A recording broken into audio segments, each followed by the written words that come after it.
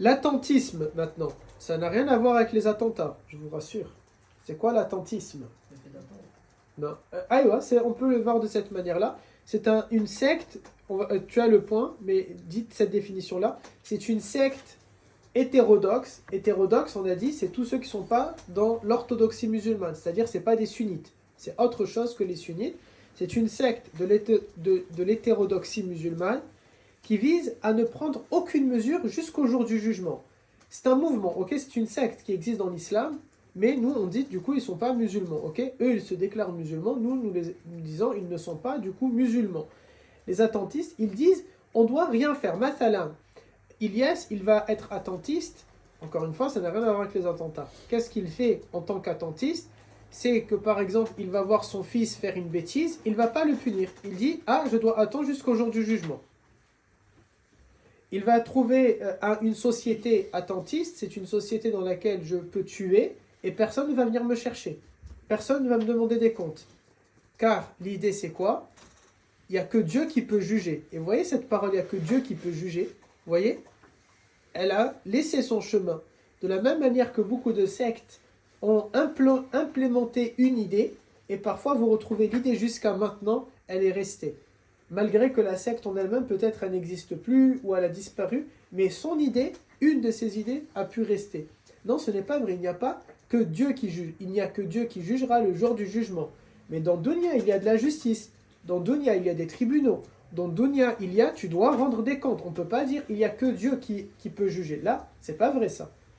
La preuve, c'est que, par exemple, on a dans l'islam un grand savant qui s'appelle le Qadi Iyad, le juge Iyad, ok? Et on en a eu plein. Mathalan, Ali ibn Abi Talib, lorsque Omar devient calife, Omar va dire à Ali, je te nomme juge. Si dans l'islam il y avait cette idée, il n'y a que Dieu qui juge, alors la première société musulmane, c'était les compagnons, ils ne vont pas mettre un juge, ok?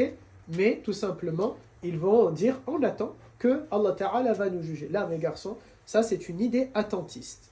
Yes. Ils ont les mêmes piliers que nous, la même Non, prière. après bien sûr la secte, au départ oui, il y avait juste sur cette idée-là, et au fur et à mesure, non, ils rentrent dans des délires un peu plus poussés, et il y a un prophète, il y a ceci, il y a cela. Ok? Et du monde qui adhère. Non. Et dans cette secte-là, il n'y a pas de monde, mais l'idée de l'attentisme, oui, on le voit au quotidien, vous l'avez plusieurs fois vu, n'est-ce pas? Quelqu'un va faire un truc, et toi tu vas intervenir, on va te dire non, ça ne nous regarde pas, il n'y a que Dieu qui peut juger.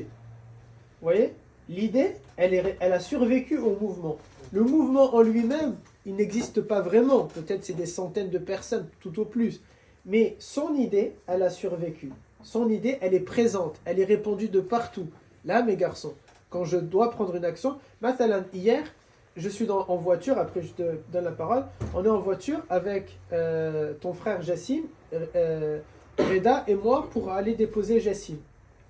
Et il y a, comment ça s'appelle, il y a une voiture qui zigzague un peu trop sur la route. Je leur ai rien dit à tous les deux. J'ai pris le téléphone et j'ai appelé la gendarmerie pour leur dire il y a telle voiture au kilomètre temps, dans la direction de temps, qui fait des zigzags.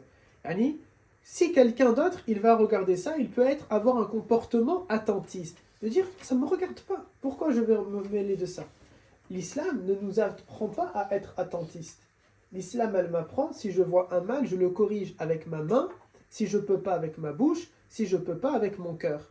Si je vois quelqu'un, il est comme ça sur l'autoroute, Mathalan, Mehdi, il prenait beaucoup avant, je ne sais pas s'il le fait toujours, la route pour aller chercher les voitures au travail. Et il va voir sur la route quelqu'un de dangereux, ou bien lui, il est dangereux sur la route, eh bien, je dois appeler la gendarmerie. Tu composes le 17 et tu appelles. Pourquoi? Car si derrière, il va aller tuer quelqu'un, et il va lui-même se retourner et mourir, tu es responsable, car tu l'as vu de tes yeux et tu n'as rien fait. Tu ne peux pas dire je suis attentiste et je me tais dans cette situation-là. L'islam m'apprend, je dois prendre des mesures. Mathalan, il y a 2 semaines, quelque chose comme ça, ou 3 semaines, si vous vous souvenez, devant le consulat algérien, on t'a récupéré Reda, tu stationnais ta voiture. Ayoub, tu étais avec 2 petits qu'on devait aller déposer chez eux, Adil et Jassim de mémoire, encore lui, hein, dès qu'il est là, on a des soucis. Et je suis descendu de la voiture et j'étais au téléphone, n'est-ce pas? Et je t'ai demandé Reda de monter. Qu'est-ce que je faisais à ce moment-là? Quand on est arrivé dans la rue devant le consulat algérien, il y avait 2 hommes en train de frapper 2 femmes. J'ai pas parlé et je suis descendu de la voiture et j'ai appelé la police. Bonjour, devant le consulat algérien, il y a 2 hommes en train de frapper 2 femmes. Est-ce que c'est un couple qui se dispute? Je ne sais pas.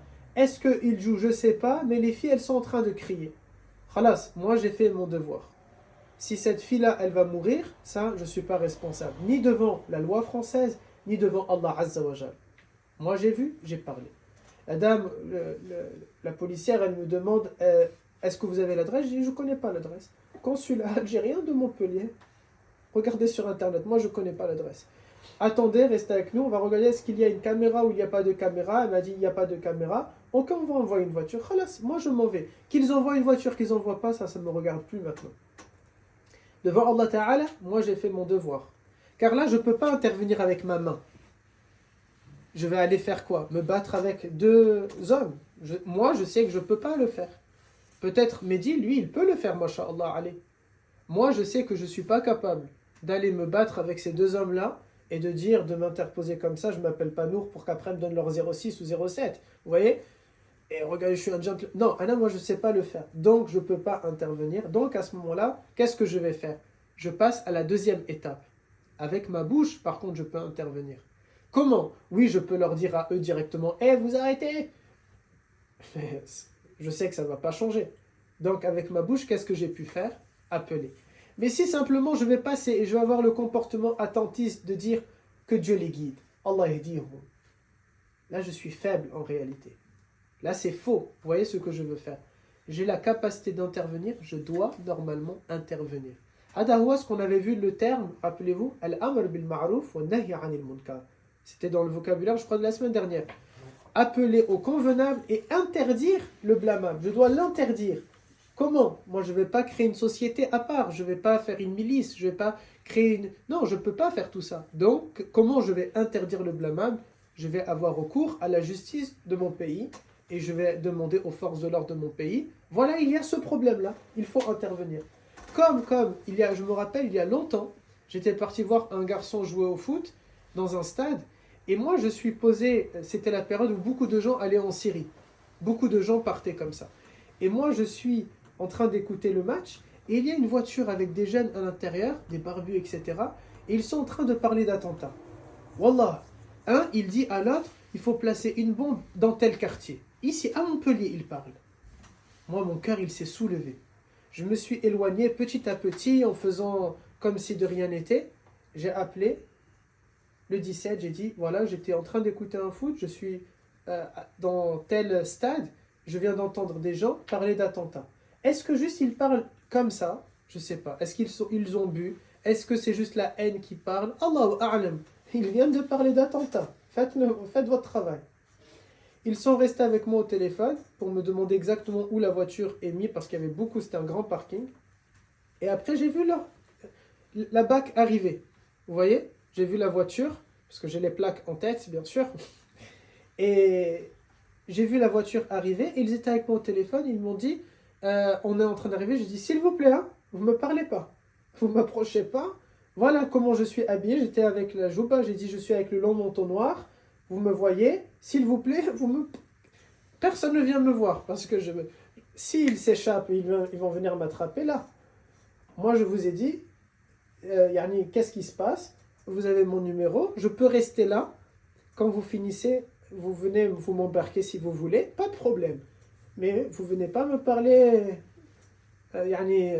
des amis, friends, vous voyez? Pourquoi? Parce que je sais que là, je ne peux pas intervenir avec mes mains, dans le sens, oui, coucou, c'est moi, j'ai appelé. Là, je sais que je ne peux pas faire ça.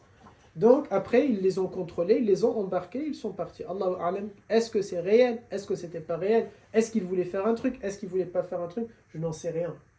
Quand j'étais au lycée, toujours au lycée, dès que je savais que quelqu'un, il vend du shit, wallah, j'appelle et je dis, nom, prénom, il vend du shit. Un jour, il s'appelait Jordan, en seconde, il m'avait proposé du shit. Il m'a dit, Marwan, tu veux du shit et tout? J'ai dit, non, je fume pas. Je suis sorti, j'ai appelé. Wallah, je suis sorti, j'ai appelé. Quand j'ai appelé, le lendemain, il m'a dit, ouais, tu m'as balancé et tout. J'ai dit, comment ça, subhanallah, qu'est-ce qui se passe? Et il s'appelait Jordan, mais c'est un Algérien. Je lui ai dit, subhanallah, comment ça? Il m'a dit, ouais, on m'a chopé et tout. J'ai dit, subhanallah. J'ai dit, je sais pas. Ah, dès que t'as dit, ah, l'autre là, c'est une balance, ça se voit et tout ça. Vous voyez? Pourquoi? C'est vrai que certains vont avoir le comportement attentiste. Mes garçons, ce comportement attentiste, il ne fait pas partie de l'islam. Il fait partie des hétérodoxes à l'islam. Ma religion, elle m'a obligé ça. Allah Ta'ala m'a obligé dans le Coran Al-Amr bil Ma'ruf wa Nahi anil Munkar. Allah Ta'ala et son prophète m'ont obligé. Vous voyez un mal, il n'y a que 3 possibilités. Je ne peux pas passer et être attentiste comme ça. Je m'en fous. Là. Amma, je corrige avec mes mains. Amma, je corrige avec ma bouche. Amma, je corrige avec mon cœur.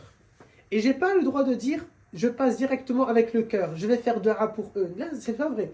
L'étape 1, les mains. Est-ce que tu peux corriger ce dealer de shit? Moi, non, je peux pas. Je vais faire quoi? Lui donner une patate, lui prendre sa marchandise et la jeter dans les toilettes? C'est pas possible, vous voyez? Je vais avoir des problèmes. Je peux le faire avec la bouche, oui ou non? Est-ce que je vais m'asseoir avec lui et lui dire, viens, je vais te faire da'wa?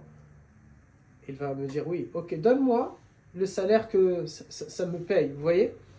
J'ai conscience, peut-être certains vont me dire, non, ça se fait. Tu dois tenter de lui faire da'wa. Faites-lui, vous, da'wa. Moi, je ne vais pas lui faire da'wa.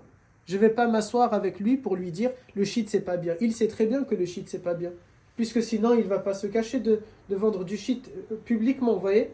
Il va rentrer alors voir sa mère et il va lui dire, maman, je suis vendeur de shit. Quand la prof, elle va lui dire, tu veux faire quoi plus tard? Il va dire, vendeur de shit. S'il sait que c'était bien, il n'y a pas de problème. Il va aller rentrer dans une association écologiste et militer pour la dépénalisation du shit. Mais la réalité, c'est que c'est un dealer, khalas, il sait qu'est-ce qu'il est en train de faire, il sait que c'est haram, et il est musulman, il ne sait pas comme s'il n'est pas musulman, vous voyez, il est musulman, il sait que c'est haram. Donc je n'ai pas moi à lui apprendre que c'est haram. Il me reste à faire quoi? Dans cette étape-là, la bouche, c'est pas uniquement parler avec lui, mais je peux intervenir, donc j'ai intervenu. Vous devez normalement être comme ça. Il n'y a pas le sujet de balance ou pas balance, mes garçons. L'islam, elle t'appelle au témoignage. L'islam, dans ses principes, nous a imposé, mes garçons, le témoignage. C'est-à-dire que l'islam t'oblige, si tu es témoin d'une situation, tu n'as pas le droit de dire « je ne sais pas ». L'islam nous a interdit ça. Et si je fais ça, je viens de commettre un grand péché. C'est-à-dire, la justice est en train de chercher quelqu'un, et je sais c'est qui, je dois parler. Je n'ai pas le droit de dire « je ne sais pas ». Et le prophète sallallahu alayhi wa sallam a dit « Walaw kanat Fatima » même si c'était Fatima, c'est-à-dire sa fille. Et quand il dit ça, il la regarde et elle a 8 ans. Elle a 8 ans. Il lui dit « Walaw salaqat Fatima » si Fatima, elle va voler, je vais lui appliquer la sanction. Cette sanction-là, alhamdoulilah, pour vous et moi, elle n'existe pas. Mais comment elle existe dans notre contexte? Quelqu'un a volé, même si c'est ta soeur, ta mère, quelqu'un de ta famille, il y a la dénonciation. Tu dois dénoncer. Il a fait, je vais faire. Yani je vais dire. Quelle que soit la peine. Et ça, c'est un haut degré dans la foi. Parce que j'imagine, je sais très bien, c'est votre cœur qui va parler. Tu es en voiture avec ta mère. Ta mère, elle vient de renverser quelqu'un. Peut-être ton instinct et la peur et l'adrénaline va te faire dire à toi et à elle, on fuit, on part, personne ne nous a vus. Et bien là, l'islam, elle te dit, tu es censé dénoncer ta mère. Si Brahim il va le faire, dans sa famille, tout le monde va lui dire quoi? Toi, t'es musulman, toi, sale chien. Vous voyez, ils vont l'insulter. Tu sais, c'est quoi la mère dans l'islam? Ummuka, ummuka, ummuka. Vous voyez, ils vont lui sortir tout un tas de hadiths. Oui, mais l'islam a demandé d'être juste. Et la justice est comme ça. Quand vous regardez le sultan Abdul Hamid, qui était l'un des plus grands califes qu'on a eu, et l'un des derniers grands califes que l'on a eu. Sultan Abdul Hamid, qu'est-ce qu'il faisait? Il avait une fois son gendre, il va commettre une bagarre, ok, et il va rentrer en prison. La fille du sultan, elle va dire à son père, qui est le calife, s'il te plaît, fais-le sortir. Et il s'est énervé contre sa fille au point de dire à sa fille, je ne veux plus te parler. Comment tu vas me demander de ne pas respecter la justice? C'est la justice. Il a fait, il paye, ça paye. Il paye, ça peine. Voilà, c'est comme ça. Ça, c'est la justice. Dans l'islam, j'ai commis une erreur, je dois l'assumer. C'est que uniquement de cette manière-là. Anas, il avait une question tout à l'heure. L'attentisme, là, c'est un mouvement qui est récent ou qui date aussi? Non, non, de l'époque déjà. De l'époque, peu après la mort du prophète, c'est là où les gens ils ont commencé à dire ça. Non, on doit attendre, on doit attendre, on doit attendre. Yani, attendre, pourquoi? Parce que le but de attendre, c'est le but de ne rien faire, tout simplement. Ok? Ça, c'est l'attentisme. Allez, c'est l'heure de la pause. Depuis 6 minutes normalement.